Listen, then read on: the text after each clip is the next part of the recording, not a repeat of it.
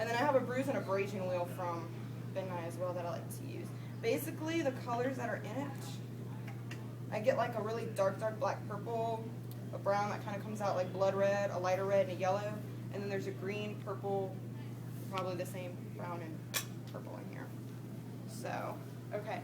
The first thing anybody needs to do, which I don't do, so don't follow my examples, is have a reference picture to go from. There's two different ways is that bruises heal, and that's how you're going to want to decide how you're going to do a bruise. You'll either do it based on healing from the outside in or from the inside out, if that makes sense. And the way that a bruise heals is that it goes from deep purple to red to yellow or green. So if you want to heal it from the inside out, you start with yellow on the inside and then go darker on the outside. If you want to heal it from the outside in, you do yellow on the outside and go darker inside. So I'll probably do, if it's like a punch, you'll probably have a deep purple on the inside, and then it'll probably heal from the outside. But reference shots are the best way to go. And you can Google them. Just, if you're under 18, be careful and maybe have your parents do it, because I found like some really inappropriate bruised things that I found even on Google Images, so just be careful. So, and it's not always safe for work, so be careful. Okay.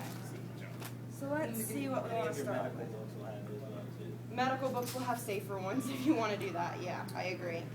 Okay, so I'm going to start off with a good purple, I think. Because that'll give us our little base. Let's see. I'll put it on. Put it on my face if you want. Okay, let's see. Easier. Yeah. So we'll do maybe if she got hit in the. And also when you're doing it, think of your bone structure. If you get hit in the face, on your cheekbone's really going to take a lot of that damage. So you want to make sure you get it along your cheekbone as well. You'll find this with cotton balls? These are makeup sponges. And then what I use afterwards are brushes. If you can paint with it, you can put on makeup with it. So don't spend a lot of money.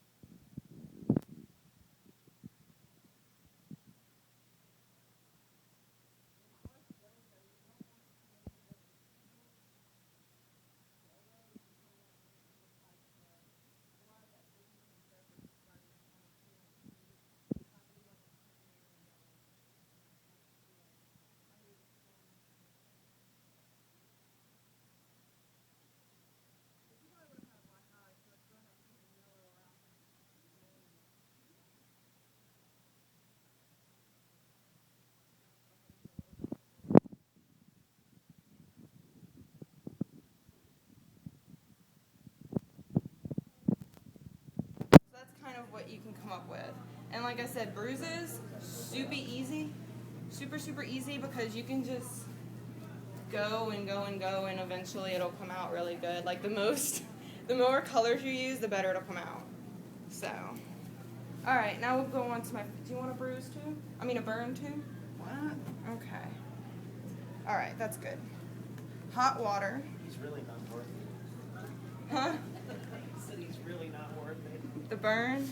No, I said he's really not worth it. Yeah. Looks like he got beat up. Okay. Gelatin. You're not making jello or jelly, so you're not going to put a lot in it. You're making a gel. And mix it. That might have been too much. It's not an exact science. It smells awesome. Now, gelatin is a gel.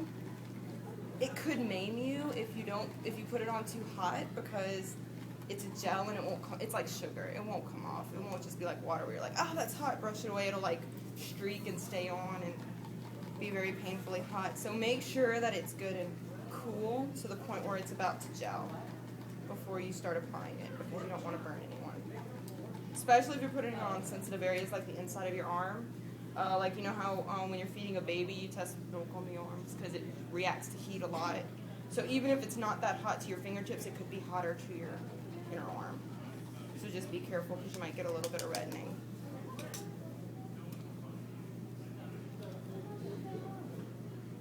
Okay, I think we're good. So, usually you're going to want to use popsicle sticks. I don't have popsicle sticks. Where would you like your burn to be? Preferably where there's no hair, because peeling it off will hurt. So don't, I mean, you know, it could be worth it, but you might want to shave your arm if you're a dude and you want to put it on the top of your arm. Okay. Spread it on. It's not too hot, huh? I work with hot water all day, so it's not even going to bother me. Doesn't have to resemble any shape in particular, but again, if you look first degree burns, or second degree burns, you might get a little bit of what you're looking for. So after you kind of get the thickness you want, just kind of take your brush and start popping it like this. And as it's setting up, you'll start to see it's coming up with a really uneven skin tone. Texture, yeah. And okay. It'll start getting like really sticky, and you want to make sure you don't do it too much, because if you do it too much, it'll start pulling your gelatin off, because this has jello on it, that doesn't, your skin, and your skin's oily, so if you're popping it and you do it too much, the gelatin's going to want to stick to the brush, so just be careful of that. I did save this. I'm going to wait a little bit to make sure it's dry, but this will always stay kind of sticky a little bit, so the next step will be to powder it off. You can use any powder. You can use baby powder if you want. I usually go with a skin texture. Where's the hole, man?